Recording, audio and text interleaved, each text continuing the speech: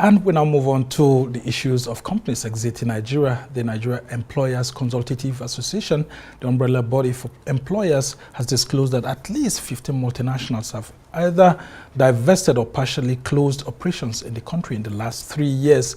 The Director General of NECA, Adewale Oyerinde, says this development will lead to massive job losses across sectors and will continue to create insecurity challenges, among other issues. He says within the value chain, numerous enterprises serve as suppliers to these major corporations, and their sustainability is significantly compromised when the primary businesses they cater to face extinction. He believes the crisis within the value chain deserves more attention than it currently receives. And to discuss this in detail, I have the Director General of Nigeria Employers Consultative Association, Adewale Oyerinde, joining us from our Lagos studio. Thank you so much, Adewale, and good to see you again in the new year. Yeah, so talk... Thank you. Good evening. Yeah, so talk to us about these 20,000 job losses that may have occurred as a result of the exit of these 15 multinational companies from Nigeria within the last 3 years. Thank you very much for having us. 20,000, a very conservative number. For us, it's like a mother that loses a child. She's still grieving, or she was still grieving, then she loses another, then another, and another. So you can imagine how distressing or how confused she probably will be. And that's the scenario that we faced in the last 2-3 years when we have the sequential exit or partial closure of many of these businesses. Sometimes we lose sight, and that is the risk that we all face. We lose sight of the main danger that we face, because let's pick one big organization, one big multinational. It is instructive to note that that same organization probably has many other organizations, many SMEs, many MSMEs that are supplying it inputs. So the closure of that organization and the loss of job by the workers in that place will lead to the total or partial loss of all the businesses that are supplying it, which creates a bigger problem for us within the context of revenue generation, even for government, the stability of the host community, revenue for the individual employee that will have lost his job, the capacity of the household to continue to survive, and the capacity of even governments to continue to generate revenue within the context of corporate tax, and also payee that the employees are paying. So it's a big issue that we think the government should not treat with levity. We might be confusing ourselves with the fact that some other organizations are coming in, but what are you gaining if you lose 3 and 1 comes in?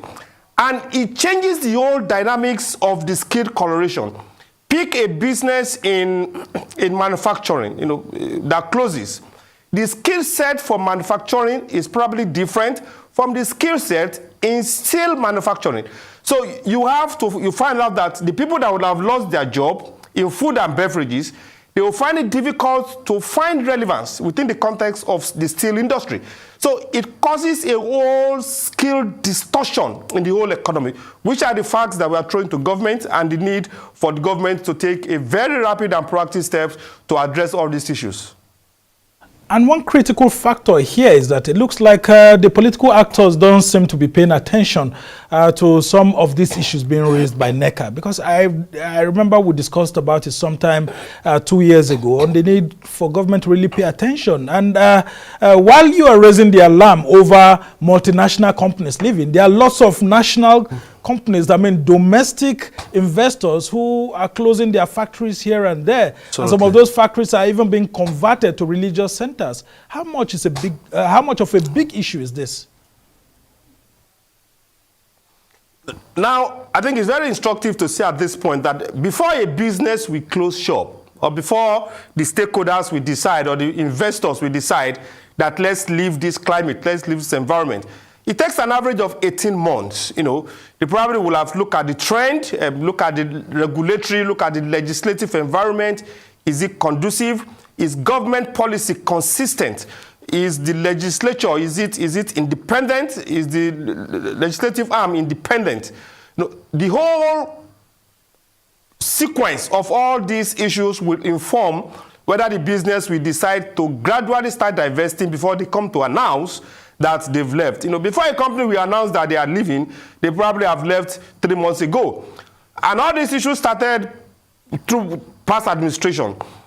Now, the present government has taken certain steps which we hope will be sustainable and which we hope might arrest, not stop totally, arrest the rapid exit of many organizations in this place.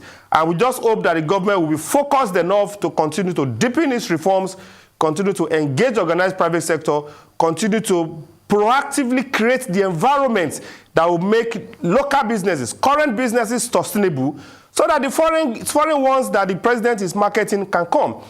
For any business, any foreign investor to come to this country, he probably will not listen to the pamphlets or to the prose or to the beautiful songs of the Ministry of Industry, Trade and Investment or the Ministry of Finance.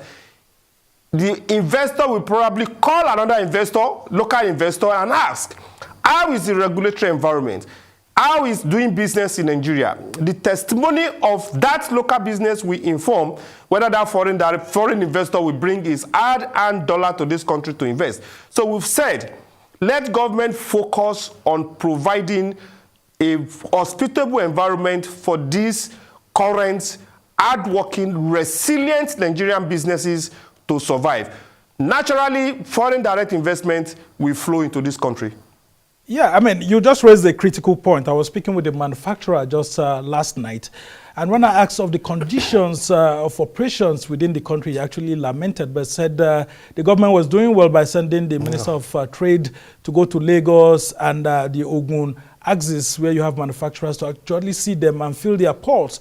But one thing he mentioned to me very clearly is that if the government goes abroad to court investors, most of those investors that they are courting will first of all call people like him in Nigeria and ask him, how do you see this proposition by your government? What's the operating environment like? And of course, the answers people like him will give to those people will make more informed decision than whatever our political actors say over there. So that there is a need to actually look at domestic investors and people who own factories and companies in Nigeria. How does the government engage these people further, apart from this trip that we've had the Minister of Trade going on a tour of the companies and factories within the Lagos-Ogun axis?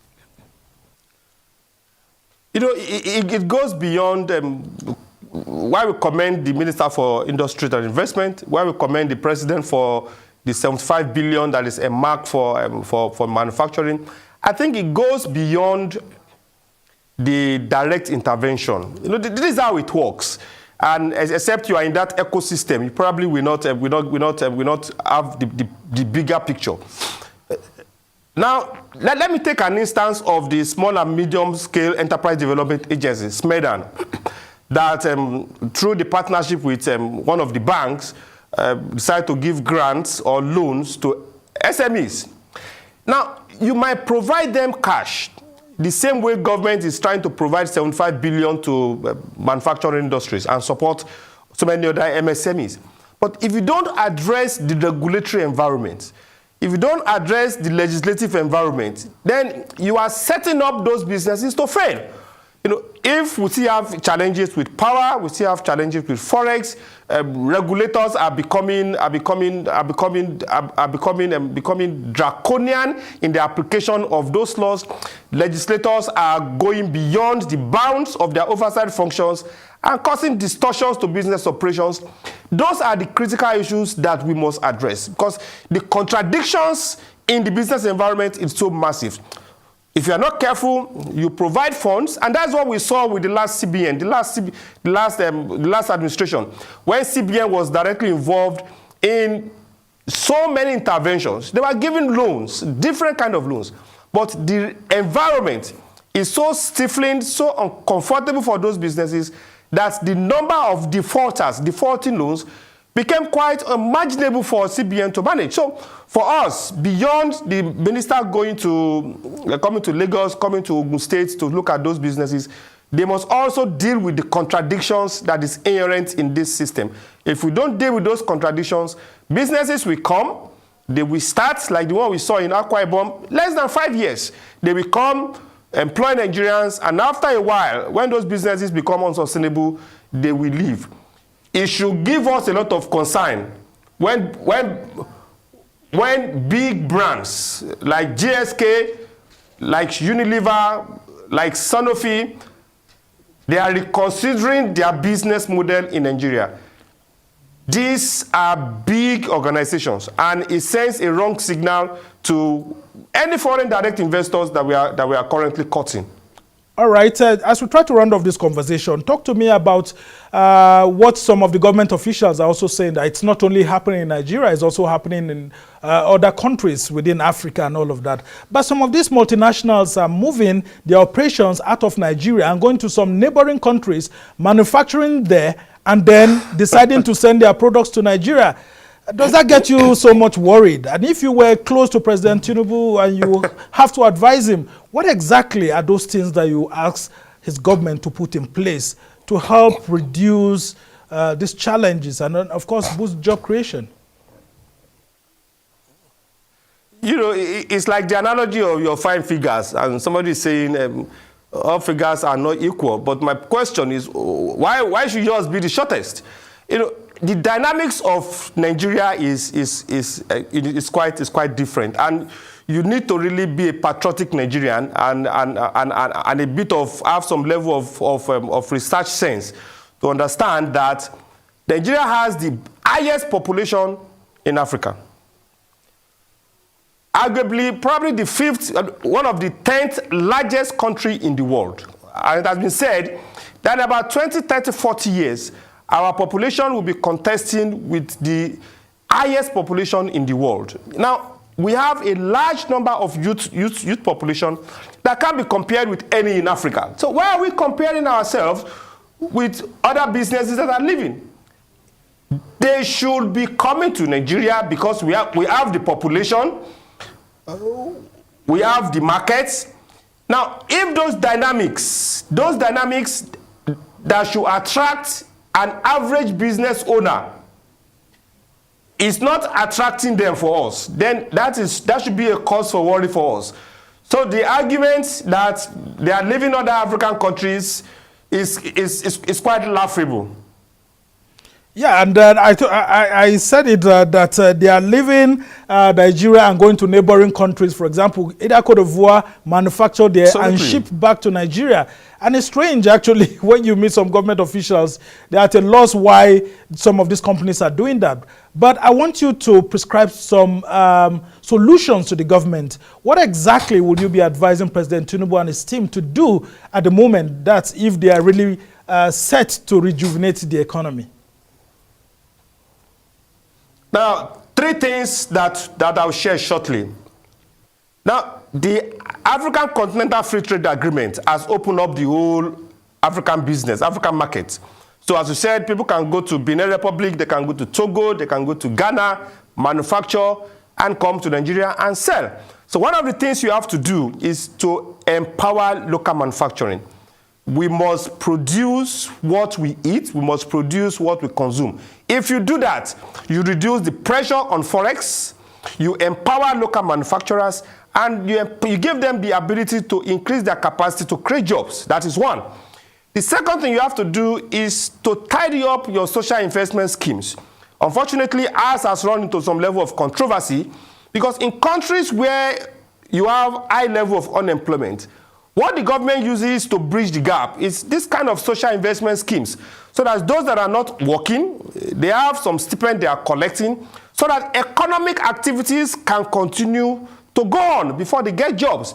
So we must deepen our social investment parameters so that we can get it right. All right. And the third we should do is to focus on skills development. Technical skills development is the way to go. And we currently run a very viable partnership with the Industrial Training Fund, where we have trained thousands and thousands of Nigerian youths on technical skills. That way, they can become entrepreneurs and not job seekers.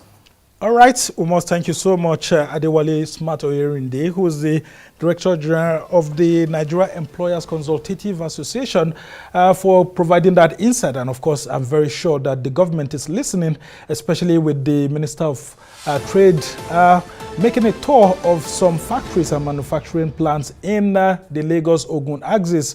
Thank you so much.